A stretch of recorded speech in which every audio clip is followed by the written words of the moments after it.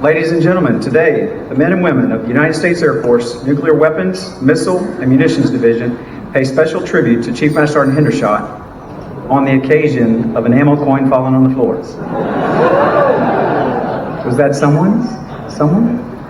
Brown? Oh, Master Sergeant Brown? Was that you? Go ahead and get a close-up of that one. Oh, that's a Chief Hendershot coin, ladies and gentlemen. Shouldn't have got that one today.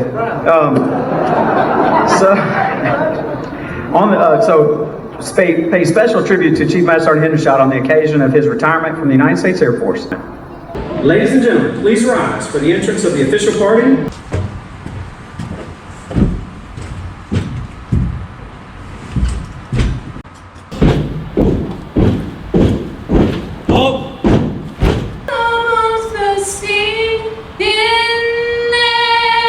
Let us pray.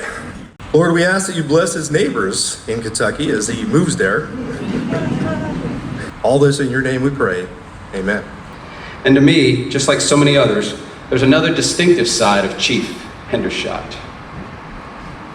Some call it a, quote, distinctive and unique personality. Let's learn more.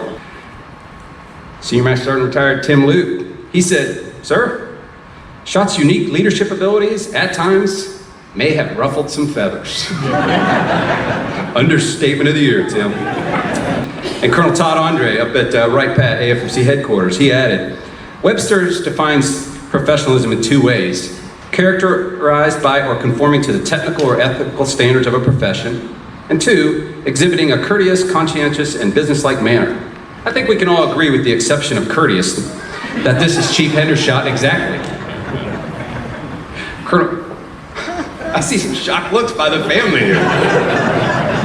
Colonel Andre added, "One day we had to generate 8 strike eagles for the Benghazi unrest, but we hadn't held the frag breakout meeting yet, and this made Chief Shot very, very anxious. He called me and ordered me to get the 492nd Fighter Squadron Commander in the vault immediately, to which I fully complied. Shot walked in looking like John Wayne with the swagger and said, 'Sir, this ain't no time to give me your damn Christmas shopping list of all the toys you want to play with. So let's just make this short and sweet, because we've got work to do.'" End quote. Man, I would have loved to see that Fighter Squadron Commander's face. That would have been classic. Melissa, 1 egg young in nearly 30 years. I was hoping 2 eggs might give me lifetime.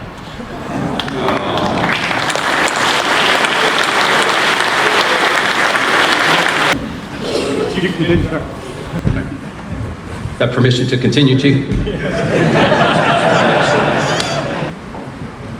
Attention orders. The Legion of Merit is awarded to Kevin J. Hendershot and reflect great credit put upon himself and the United States Air Force. All right, so as you saw in my bulletin, I've got 4 stories. Not only do I feel that retirements are for closure for me, they're for the family kind of understanding what you've done over the years. But I also think it's a thing for old guys like me, when they walk away, to leave some kind of gold nugget of information behind. I've always enjoyed that when I was in the crowd, and so I'm going to do that. And I've broken it down in 4 stories. Doesn't mean that the other stories for the other group can't apply to you, but I've broken it into chiefs, senior master sergeants, Texas staff, masters, seniors and masters, Texan staffs, and then airmen. And so just kind of take the ride along with me. The first story, though, for Chiefs, which is the hardest group, I wanted to get you out of the way because you already know everything, and I know you know everything, but listen anyway, right? So I'm going to take you back to, I think it was like 6 or 7 years ago. When did you take over, Chief Bird? 07? So sometime in that area, 07. And I was in Bagram Air Force Base in Afghanistan, and we had a medium mission. It wasn't very tough, was it? It kind of went in waves or whatever, as far as the bomb building and supporting the flight line went. But it was really fucked up. If you see right here on the top, there's a road. Yeah, sorry, Mom. If you see on the road right there, all the way down, you see the Army. It was a shared ASP, so the Army was in there with us as well. And they would just bring pallets from aircraft, and then they just place them all along down the side of the road, which is a real safety hazard, right? So if something goes off, that'll propagate all the way down the road. And then, if you look at the explosives here on this side, I'm standing on top of my office, and the berm is there. The explosives are supposed to be on the other side of the berm, not on the opposite side. So the Army decided, since they ran out of room and ran out of room on the streets, we're just going to put stuff wherever it fits instead of re-warehousing and stacking their stuff up, right? And that really bothered me because I didn't want to die, and I didn't want many of my people to die. So we went about fixing that problem as well. And then about 5 months before I got there, a kid was walking up one of those berms, those explosive safety berms, and he blew his leg off because he stood on a mine. And so we got a company in there, a third world country company. I worked with the Army, and we got them to demine the berms, right? But then I had to work with Red Horse to get those put back up. So I had an organization taking them down. I had my guys re-warehousing for the Army. I had the mission to complete, and all this stuff was going on. And it took us about, I don't know, it's halfway through or a little more farther through before we kind of got into some kind of a repetitive cycle, right? So where we were on top of things and things were clicking, right? And the Army started listening to me and all that, like they're supposed to. So we had it going on, and the mission kind of lulled in there. I'm not sure what was going on, but there wasn't a lot of fighting going on in that one season. I think it was 3 or 4 weeks. And my senior NCOs came to me and said, "Chief, you know, we really need to work on morale. Can we take everybody to lunch at the same time in the bond dump?" And I was like, "Whatever, go work on your morale stuff." So they went to lunch. They took the entire bond dump and they went to lunch. And 15 minutes after they left, I got a phone call. And what was going on was there was 2 C-130 gunships. They were over a battle, and our guys were losing, and they Winchestered out. And so, is somebody doing that? Okay, so I don't need this. Gotcha. Good job. So they had Winchestered out over the battlefield, and to get back to their home station was going to take 45 minutes each way, additive to their mission. And our guys were just getting waxed. And so they asked me, can I take these aircraft on? Now, every day I walk my own bomb dump, so I was pretty sure of my inventory. Even though my AFK was gone, everybody else was gone, I didn't have anybody really to ask. But I knew I had 105 out there. I didn't know it was high frag like they were asking for, or if we had, I knew there was 25 mil out there, but I wasn't sure it was the right stuff. But I just said, yes, I'll take them. My gut told me I had it. So I said, yeah, I'll take them. As soon as I hung up the phone, I remembered that I didn't have any people at all. They were all gone, right? And they were doing this big group lunch, so it wasn't going to be a short lunch. And so I went out and grabbed my truck, and I drove down the road, and sure enough, I saw 2 Army guys walking down the road. I said, get in the damn truck. And they looked at me, and then they realized who I was, and they got in the truck. And then I drove on down, because I knew I had a couple meatheads that were always in the gym, right? And so I went in there, and sure enough, they were in there in the gym. They were pumping it up. And I was like, good, I got some exercise for you. And so they jumped in the truck, and we went out to the pad. Now, this is going to blow you away. This is the part that is going to amaze a lot of people. I didn't have a crew book. I didn't have a TO, and we were not signed off, right? So we went about, I wrote the crew book out of my hand, and we went about doing the work. I just assumed zero drop distance, and we started loading the truck. It was about 15 minutes in that operation. The AFSOC guy finally came with the TO and the trailers. I skimmed through the TO real quick. I didn't realize you had to fuse that shit. So we fused it. We took it all down to the conventional pad. We fused it. We loaded the trailer with 25 mil. And we sent the AFSOC guy on his way, and he made it out to the fly line. The jet had just finished fueling. They loaded the jet. And then that was the last I had heard for a while. A couple days later, I had a yellow sticky on my desk, and it said that the air crew was thanking me, that they went back over the target, the battlefield, they Winchestered again, so they emptied the aircraft again, they killed 115 enemies, and our guys took back over. So what does this have to do with Chiefs? There's 2 things in that story I want you to pick up on, and the first one is kind of scary for me. In a world where we're very AFI driven, the enlisted, not the officers, the enlisted are very risk averse. We're very risk averse. And in peacetime, that's the right choice. But I think the generation that comes behind you, that wore helmets when they ride their bicycle, that didn't lay up in the back window of their grandparents' car when they traveled, and they wore seatbelts all the time, right? They're not going to have the same perception. They're going to think that they have to follow the AFI, and sometimes risk is okay. And on the enlisted side, we're walking away from that. And as we as chiefs sit behind computers as opposed to getting out there with our people, we need to have a real education with the seniors that are coming behind us to make sure they understand how to appropriately apply that risk. The second thing I want to talk to you about was, and it's just a small example, is the power. I've had several emails over the last couple of years that the chiefs are frustrated at their wings, and they don't understand how in the world I can be up there telling people what to do in the Pentagon, and they're having trouble at their own local wing level. And so I wanted to talk about power a little bit. The 2 Army guys, of course, knowing who I am, whatever. I believe that there's a natural power that comes with the chief stripe. And I think all of us chiefs would agree that, right? But I think there is power beyond that. And you know the different levels of people that have different levels of power, right? And some of that's positional, I get it, whatever.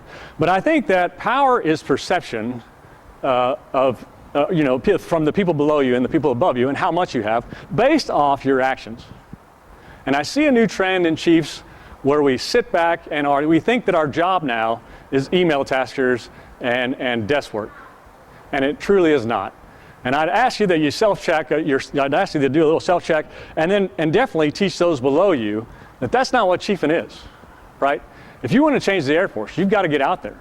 You've got to be out there with your people. You've got to get out from behind that computer, and you've got to lead. You've got to run to the fires. You've got to be a shark. You're not doing a very good job. Matt.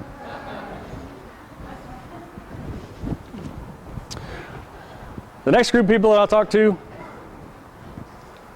all right, slide. The next group I'm going to talk to is the seniors. If you can't read that fast, I'm sorry. I know there's a lot of ammo troops in here. It talks about being a shark. Be a damn shark. All right. All right. Go ahead. The next group I'm going to talk to is seniors and masters. Man, you are fast with those slides. So many of you know I'm a hillbilly from Kentucky, and this is literally the house in Sulphur Wells that I lived in. It didn't look that bad when we lived there. It's looking pretty ratty. Now, that's a pretty recent picture, but that's where I lived. And one day I was out and we were stalking tobacco. I was working with the farmer back there. Go ahead and flip the slide. And for those of you who don't know what stalking tobacco is, you kind of walk in a line and you take a hatchet or an axe and you chop the bottom of the tobacco stem, and then you flip that upside down and you hook it on a stick, basically. And then you put about 8 to 10 plants on the stick, and then they'll be put on the wagon, which will go in, and they'll be put in a barn, and they'll hang and they'll dry. And it's a really nasty job. We had to wear long sleeves and gloves and long pants because it has like a real tar substance that gets all over you. And it was hot and sticky. And So you know, there's really not a lot to do out there other than talk to the person next to you. And so I started talking to the guy next to me, and he was a hillbilly from way down in the holler of Sulphur Wells. And as I learned about him, he had 8 kids. And you know, as we talked more and more, he talked about how he was having trouble, you know, being able to afford having 8 kids. And his wife had given him kind of an ultimatum. She's like, no more whoopee if you don't take some action, right? And he's like, whoa, okay, that's pretty serious. And so he's trying to figure through that, whatever. So he made himself an appointment with the doctor. So he went to see the doctor, and the doctor was, Sulphur Wells was very nice. But he explained to him the vasectomy process, and a little snipping, a little tying, a little ice pack, whatever. And that was all good with the hillbilly until he got to the cost. And the doctor said, well, that's going to be about $1,500. And he's like, $1,500? You know, that's like 6 months of food for my children, you know? And the doc was like, well, there is this other way. You know, if you're really interested, I can tell you the other way. And the hillbilly was, you know, thought about it and thought about his wife, and then no more, you know, whatever. So he's like, well, I got to do something, right? And so the doctor said, here's what you do. You take an M80 firecracker and you light it, and then you put it by your ear, and then you count to 10. And the hillbillies were like, well, that don't sound right, you know? But he went home and he talked to his wife about it, and he's like, hun, you know, the doc says that, you know, there's this other way, the $1,500 thing. She's like, well, we can't afford that. Well, there's this other way, you know, you take this M80, and you put it by you, but it seems like that would cause ear trouble or something. And she's like, look, honey, he's a doctor, he knows what he's talking about, but it's your choice, you know, no, whatever, or, you know, you do something. And then he thought long and hard, about 2.5 seconds, and decided, you know what, I'm going to do something. So he went out to the barn, and he found the M80 firecracker, and he lit the firecracker, and he held it by his ear. And he started counting. 1, 2, 3, 4, 5, 6, 7. Instant hillbilly vasectomy. So lots of times from seniors and masters when I'm traveling the world, I get the question of, what do I do? You know, I need to get promoted, what, you know, whatever, blah, blah, blah. You know, what am I doing wrong, this and that? And I'll be honest with you, I'm not even going to talk to you about that shit because you've made the bed that you're going to lie in. And you either did the right shit and you're going to continue to, or you didn't and you're not willing to, or whatever. So let's just skip the promotion stuff and go right to the point that if you're a senior NCO, you've made it, right? And you're charged with taking care of our people. And so what I want to talk to you about is different ways that, or a way that I've learned that's very effective for leadership to make a high-performing team. And so I call it strength-based leadership. I don't even know if it has a name. They don't teach you that in PDG or any of your PMEs or whatever. But it seems to be effective for me, so I'm going to pass it on to you. But it requires one huge thing. It requires you to know your people, right? And that's a challenge in today's Air Force. We don't do that. Right? But you get to know your people and you figure out their strengths and their weaknesses, and then you put them in positions, if you can.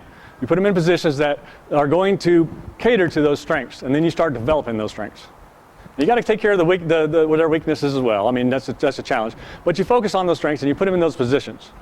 But again, the key is getting to know them. If you don't know them, like the doctor knew the hillbilly, right? He knew that he was going to put that to his ear, but he also knew that he had to count with his fingers. And he knew he wouldn't necessarily just put that M80 right there, because that wouldn't make sense, would it? But he wouldn't be thinking about it. And that's how well you need to know your people. So my charge to you is to get to know your people. And if you do that, and you put those people in those areas that they'll perform, that there's their strengths, they'll develop faster, they'll perform a lot faster as well, and they'll buy in. And the best thing is they'll be loyal for life, because you took the time to invest in them and get to know them, right? So please do that. And then if you do that with your entire team, it gets pretty exciting to watch, because then they start feeding off each other, right? And it goes faster and faster and bigger, right, Steve Parcell? Yeah, I've been on a lot of high-performing teams in my life, and I hear that's a rarity. And every time, that's what we did. We went to put people in their strengths, we took care of their weaknesses, and we moved forward. So know your people, but the key to that is you got to get out from behind that stupid computer and get out there and know your people. All right. Come on, slide man. All right, Texas staffs, our technical experts, and our frontline supervisors. And I'm going to talk to you about 5 May 1999. What are you doing? Go back. You're ruining my story. All right, so 5 May 1999, I'll tell you when to flip. On 5 May 1999, I was at Whiteman Air Force Base, and I was just those ranks. And I got a call. It was a normal day. I went home, I worked on the cars or whatever I was doing. We ate dinner, watched some TV, and went to bed. And about 11:30, I got a phone call that said, hey, get your ass into work, right now. And so I threw my uniform on, and I got in my truck, and I drove into work. And when I got there, the parking lot was pretty empty, which was unusual for a recall, because normally I was off base, and normally there was people there before me. And so I went in, and the only person that I could find was the pro super, and he's sitting in the truck, and he's like, come here, here's what you're going to do. I need you to build 8 GBU-31 version 3s. And I was like, cool, when's everybody getting here? And he said, they're not. There's 2 nuclear guys up at the IMF and mopping floors. Go grab them and go out and make this happen. That was a little overloading for me back then. I was like, wow, okay. AFK, storage, right? Then conventional, which is fine. And then, of course, line D, right? And so we went out with the 2 nuclear guys, and we went out and got the keys and started pulling the stuff from the structures and took it all to the MPC at Whiteman. And we built bombs, and it took us a couple hours. We were a little slow at it because it was me and 2 nuke guys. But we got it done. And we took the munitions then out to the flying line where we waited, Chief Jordan, Chief Bomar, and we waited.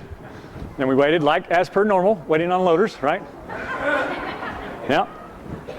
So anyway, we waited, and the loaders finally showed up, and we loaded the bombs on the B-2, and we went home. And whenever this happened, because it wasn't the first time that this happened, I would start watching the news, right? So I'd start scrubbing, because I wanted to know what was going on, right? And so I was on CNN, I was on Fox, I was on BBC, which is the best for telling you international stuff. And so I was searching through all this stuff, trying to find something. But that next morning, nothing. So I went to work, and I wasn't supposed to talk about anything, so I couldn't I was excited, obviously. And I couldn't talk about anything. And that day at lunch, I remember shooting back into my office and then scrubbing the news again, and nothing. And finally, on 7 May 1999, you can do the slide now, this showed up. The United States had bombed the Chinese embassy in Serbia. This was very interesting to me. What was really interesting was the twist on the story. Immediately, the White House came out and said, we didn't mean to hit the embassy. They said, we meant to hit a field. And I was like, man, those are some top secret cows Serbia has. I was like, what in the world are they doing hitting a field, right? Well, we meant to bomb a field. And I was like, okay, but I kept watching, and it started playing out. And then it came out, well, that's not exactly correct. The CIA, this was a CIA mission, because NATO was upset because we didn't talk to NATO. The CIA mission, and they gave us the coordinates, and it was supposed to be a warehouse. So I was like, man, this is really wild. What was in that warehouse, So I was watching this evolve. Does everybody remember that what's going on in that time frame, right? When Milosevic was killing the Bosniaks, right? And specifically ethnic cleansing of the Albanians. He was killing, so NATO got involved, right? And we lost 2 airplanes during that time, right? An F-16 and F-117. You guys remember that? Yeah, other than Lingenbach, who I was talking to about this last week, does anybody know who was flying the F-16? Yeah, Lieutenant Colonel Goldfing. Well, to go, Colonel knows. Yeah. Anyway, you can at least play it out like you don't know, let me tell you. I'm so smart. God. People. Anyway, Goldfing, who's now our chief of staff, right? He was in the F-16. But they also shot down an F-117. And as the story evolved, they believed that the Chinese were going out and buying the F-117 parts from the farmers around the local area, and then they were shoving those back to the Chinese embassy because they thought they were going to push them back to China for backwards analysis, right, and development, right? So they were stealing our technology. The second thing that came out was that Milosevic was using the Chinese were allowing Milosevic to use the embassy as a communication tower, right? And so I continued watching the news, and this was all very interesting to me. But then this came up. This is Su Xinghu, his wife Zhu Ying, and Cao Wingwan.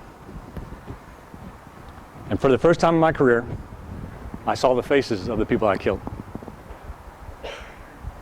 And it changed me.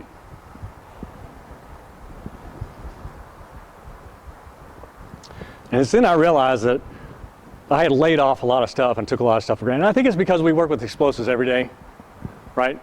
And it's just over and over, and a lot of stuff we do is repetitive.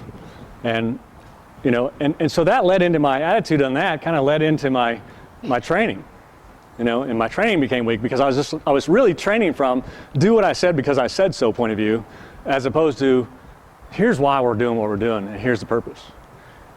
And seeing these people and realizing that those were my bombs, it snapped me back. As a matter of fact, it snapped me to a new place. I realized that I needed to start training like we were going into combat tomorrow. What we do is real. And we tend to forget that. We tend to get complacent. And so that would be my task to you guys, is you're the first line supervisors, and you hold those airmen, and you're our technical experts. And we need you to wake up every morning and remember what we do is real. And then we need you to take that and relay that to your airmen. And don't let them get complacent, right? Train them like they're going into combat tomorrow. We're missing that. We need to get back to it. Next slide. All right, airmen. Where are they at? Yeah, no, I got a couple. I know there's not too many, right? You're right there, huh? Yep. You guys remember showing up at San Antonio, Texas, and there was either a blue or white bus with tinted windows waiting on you there at the airport? You guys remember that? I thought there was like cool shit in there. There wasn't. But do you remember how you felt when you're waiting on that bus and these people, odd people were showing up, right? And you're kind of like, you weren't sure what was going to happen, right? Maybe a little scared. Yeah? Hensley? Yeah, I knew you'd be scared. I wasn't scared at all. And because I wasn't scared, of course, I went straight to the back of the bus and started sizing people up because that's what you do when you're not scared. And I remember very visibly in the very front row on the right-hand side, there was a cowboy. Now, I knew he was a cowboy because he had a 10-gallon hat on and some snakeskin boots, and I thought those boots were cool, right? And then behind them were a couple preppies, and I don't know what preppies are. I think we learned, what was the new jeans that we learned? Fuji's or some, I don't know what's cool anymore. But so some kid was like, Chief, that's Fuji's or whatever. But for me, it was preppies were like Miami Vice, right? They were eyes out or Coca-Cola shirts, right, with the collars up, right? Coca-Cola, and then they had Z Cavarici jeans, right? You guys remember those? Like Don Johnson, Miami Vice. There were a couple preppies. And then behind them was a redneck, and I'll never forget this redneck. He had a mullet, so he had business in the front and party in the back, right? And he had a white wife beater t-shirt on, and on the back of it, it had a Tasmanian devil with a rebel flag, right? And I was like, wow, that's weird. And then in his pants, he had this circle, right, where he kept a skull can all the time, right? So it was faded in his thing.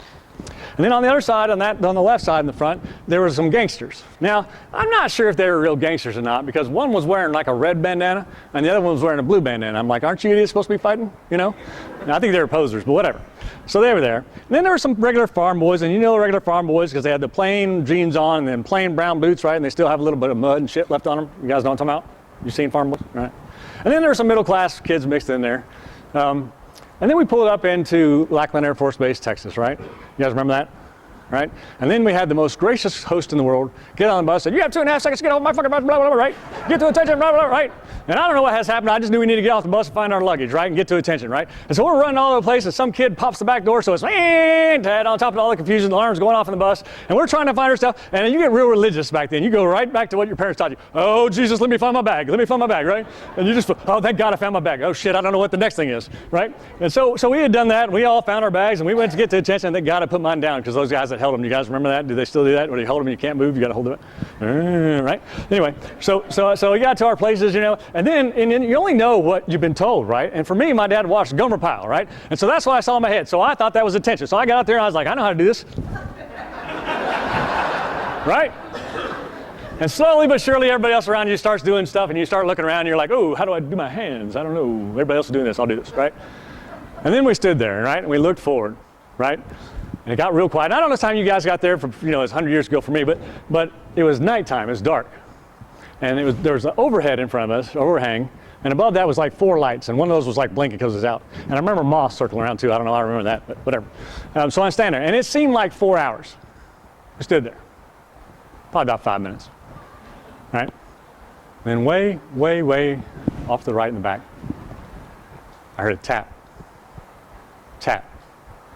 Tap. Now, I don't know what that shit was, but I knew I did not like it at all. I was like, what in the world is this? This is a little creepy crap coming at me. I don't know. And then way off to the right, I hear the same thing. Tap. Tap. So you got tap, tap, tap, tap. And that tapping got louder, and it got louder. And all of a sudden, people behind us tapping all over the place, right? You flip the slide. And TIs came out everywhere, right? And they started chewing us out, right? And they were talking about us for each of our individual differences, right? And I can't even say today what they said to us. I don't even know what they say to you guys now. What do they say to you? Did I offend you? I'm sorry. No. But in my day, they had something to say about it. If you were from Texas, they were steers and whatever. They had something for everybody. And of course, I had a short guy like Bobby George, right? He's wearing his little hat and he's hitting me in the fucking, right? And he's like, hey, boy, you from Kentucky? Yes, sir, yes, sir. You probably don't know how to read or write. I was like, yeah, but you let me in, whatever, cool, right? And that night, I don't remember the rest of the stuff, but they tore us out. I do remember the most valuable lesson. That's pick your bag up, put your bag down. You guys remember that? You have to do that?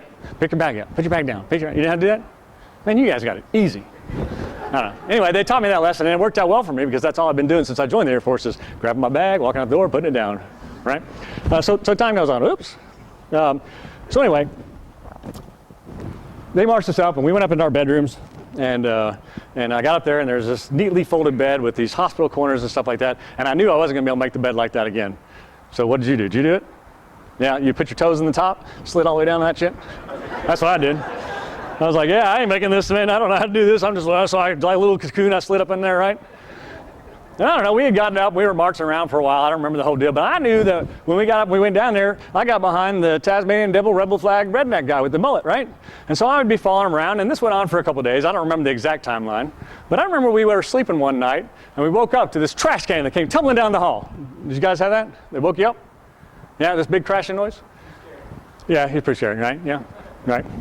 But I guess they had to do that. I guess they had to get us up real quick. And, you're trying to realize what's going on. You're getting dressed, whatever. And you're trying to put it all together while you're getting up, so whatever. And I guess they had to do it because there was a Midnight Madness sale on matching clothes and haircuts. We got to get down there right now, right? And so we marched around, and I remember we had marched for quite a while, and I don't know which slide's next, but flip it. And then we walked into a room, and they did this, right? You guys remember that? I know the men do. I don't know what the women do. I don't know. We don't have to do that part. Right? But then you walk out there, you guys remember that, and you're like touching your head, you're like, ooh, this is weird, right? I know some of you do, some of you are smiling. And so then I went around and I found the Tasmanian Devil Rebel Flag guy, and I got behind him. We marched around for a couple more days, right? I think there's a slide of that, yeah. So you look like that, and you're walking around, you got this new haircut, right? And so we'd fall in, fall out of formation, and whatever. But then we went in this room. Now this is a lot nicer version of what I had. We had crates and a bunch of people that would throw shit at you. It looks like this, pretty organized there. But they were throwing boots at you, throwing shirts at you, throwing pants at you, whatever, and you were just taking it. You're like, if it's close, I'm wearing this because I'm not telling anybody, I'm not complaining, I just want to get out of here, right? And so you're throwing all that stuff on, and you shoved your civilian clothes in your bag, right? You guys remember that? And out you went.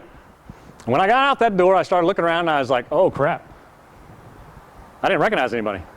I couldn't find the Tasmanian Devil Rebel Flag guy because it was gone. The mullet was gone. We all looked the same. So I didn't know what to do, but I knew I was tall, so I went up to the front and kind of to the left because I'm like, oh, I should be about here, and I'm looking around, and I'm trying to be casual, like, okay, they'll tell me, whatever. And then all those idiots were doing the same thing. I was like, if you guys would have paid attention, I would know where to stand, right? So we're all nervous, and we're looking around, right? And we hear it, tap. Tap. I'm like, oh my gosh, here comes the TI. We're going to be in trouble, right? And your heart starts racing. I'm like, you idiots should have paid attention. Why in the world did you not pay attention? And I'm like, oh my God, how? And of course the tapping's getting louder. I'm like, how am I going to explain to my father that I came home because I didn't know where to stand in line? Oh my God, right? And that tapping got louder and louder and louder. And the most amazing thing in my life happened at that moment. the TI came around that corner and called us airmen. And it's then that I realized that it didn't matter that I was a farm boy from Kentucky or whether I was poor or rich. It didn't matter that I almost failed a grade in high school. It didn't matter that my parents probably thought they were going to spend the rest of their lives visiting me in prison, right? What mattered was the decisions that I made from that moment forward. It was all on me. You see, I believe that the Air Force is the most equal opportunity organization in the world. And I believe that. And I get it. I'm a 6'3", blue-eyed. What used to be brown hair is now platinum gray. White guy. I get it. But if you knew where I came from, and you obviously know where I am today, you understand. And you have that same opportunity. All you got to do is take it. And there's going to be all kinds of things through your career that are going to try to pull you to do the wrong thing. But it's up to you daily to get up in the morning and choose to do the right thing, and choose to do the things right when nobody else is looking, and choose to follow the TO, right? Everything is on you. And if you do that, you can end up anywhere in the Air Force you want to be. You have that opportunity. The last thing I'd like to talk to you about is, I get the question all the time, how did you become a successful leader? And so I'm going to answer that question shortly. And so here's what I ask. If you were my family, or a close family friend, or extended family, prior to me joining the military, or had influence on my life, please stand. That's all of you. Just follow the instructions. I said family? You said before you came. Yeah, whatever. Stand up. Family, stand up. You guys are killing me. All right. As I read off your base, if you're from there and we were friends, I worked for you, or you worked for me, please stand. Moody Air Force Base. Yep, my first supervisor, Todd Brooks. Eielson Air Force Base. Chief, yeah, Ivy didn't make it. Whiteman. Yep. From Whiteman we went to Langley. Yep, thank you, Tom. We went to Langley the first time. Kathy Davis, where are you at? I don't see you standing. Well, stand up. We weren't friends now? What the heck? Chiefs? All right. We went from there to Korea. And then from Korea we went to England. Bobby George, stand up. And then from England we went back to Langley the second time. And then from Langley we went to the Pentagon. And if you were a chief that participated in my stories and helped me mold and shape this career field, please stand. That's all you chiefs. Now take a look around this room. My two officers, Franchetti and Spores, they can't pay attention to. Yeah. And Phil is like, before I get in trouble, let me stand. Yeah. So take a look around the room. Please be seated. That is what it takes to make a successful leader. You are the reason that I'm here today. Nobody does it on their own. So God bless you, God bless Ammo, and God bless the United States of America.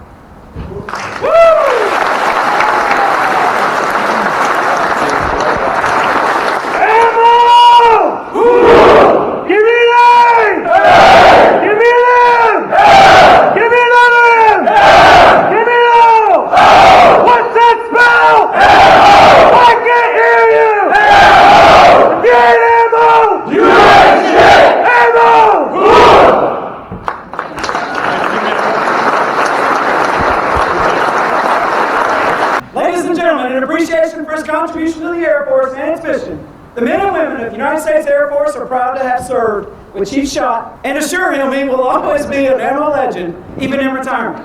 We wish him every success in future endeavors as we conclude this ceremony today.